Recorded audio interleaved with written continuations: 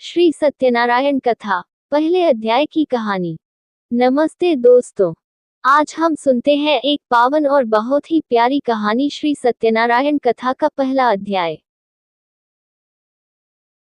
ये कहानी शुरू होती है एक बहुत ही सुंदर और शांत जगह में, जिसे नैमिषारण्य कहते हैं। ये वो पवित्र वन था जहाँ बड़े बड़े ज्ञानी ऋषि मुनि अपनी तपस्या और ज्ञान साधना में लीन रहते थे। एक बार की बात है, ऋषि शौनक और उनके साथ कई और ऋषिगण सूत जी नाम के एक बहुत ही सिद्ध और ज्ञानी ऋषि के पास गए। सूत जी अपने ज्ञान और कथा कहने की अद्भुत शैली के लिए जाने जाते थे। ऋषियों ने सूत जी से एक बहुत ही महत्वपूर्ण प्रश्न पूछा। उन्होंने कहा, हे महाभाग, इस कलयुग में जब चारों ओर दुख है, चिंता है और लोग बहुत परेशान हैं, तो ऐसा कौन सा सबसे सरल और सीधा उपाय है जिससे मनुष्य अपने सभी कष्टों से मुक्ति पा सके? ऐसा कौन सा व्रत या पूजा है जो बहुत आसानी से की जा सके और जिससे जीवन में सुख, शांति और अंत में मोक्ष भी मिल जाए? ऋषियों के इस प्रश्न को सुनकर सूत जी मुस्कुराए। उन्होंने बताया कि यह वही प्रश्न है जो पहले देवर्षि नारद ने स्वयं भगवान विष्णु से पूछा था। सूत जी ने आगे बताया कि एक बार देवर्षि नारद मुनि पृथ्वी लोक पर भ्रमण कर रहे थे। उन्होंने देखा कि मनुष्य अपने कर्मों के कारण कितनी गरीबी, दुख और परेशानियों से घिरे हुए हैं। उन्हें देखकर नारद जी का हृदय करुणा से भर गया।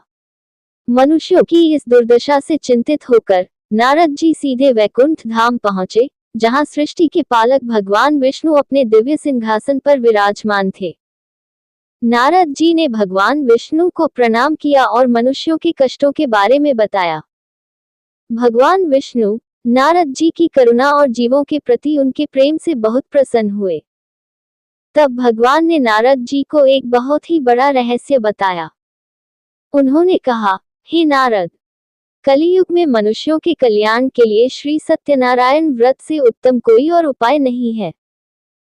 जो कोई भी मनुष्य इस व्रत को पूरी श्रद्धा और भक्ति के साथ करेगा, उसे इस लोक में धन, सुख, समृद्धि, संतान आदि सब कुछ मिलेगा और अंत में वह मोक्ष को भी प्राप्त होगा। भगवान विष्णु ने ये भी बताया कि इस व्रत को करने के लिए कोई विशेष दिन या समय नहीं होता। इसे किसी भी दिन, किसी भी समय, बस सच्चे मन और श्रद्धा से किया जा सकता है, खासकर शाम के समय। इस पूजा में केले, घी, चीनी और आटे या सत्तू का प्रसाद चढ़ाया जाता है।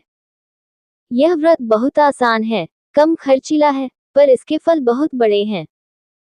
और अपनी बात को सिद्ध करने के लिए भगवान विष्णु ने नारद जी को एक कहानी सुनाई। उन्होंने बताया एक बहुत ही गरीब ब्राह्मण की कहानी। ये ब्राह्मण भीख मांगकर अपना जीवन जीता था, लेकिन जब उसने भगवान सत्यनारायण का ये व्रत किया, तो उसके सारे दुख दूर हो गए, उसकी गरीबी मिट गई और वह सुखी व समृद्ध जीवन जीने लगा। अंत में उसे मोक्ष की भी प्राप्ति हुई। ये कहानी भगवान सत्यनारायण व्रत की शक्ति का पहला उदाहरण था।